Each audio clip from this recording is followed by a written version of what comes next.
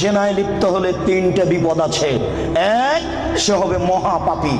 দুই, বিচারের মাঠে তার শাস্তি দ্বিগুণ শতগুণ বেড়ে যাবে। তিন, সে চিরদিন জাহান্নামে থাকবে। মহান আল্লাহ বলেন,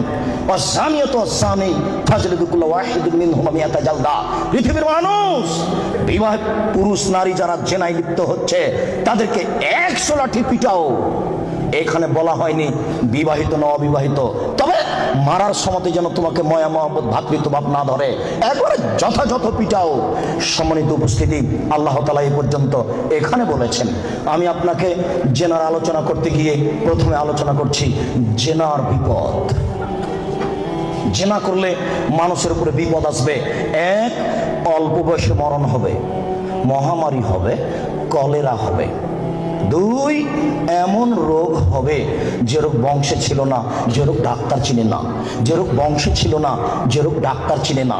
শুনুন, জেনায় লিপ্ত যদি মানুষ হয় তাহলে অল্প বয়সে মরণ হবে, কলেরা হবে, মহামারী হবে। তিনটা সমান একটা। দুই, এমন রোগ হবে যেটা বংশে ছিল না, যেটা ডাক্তার চিনে না।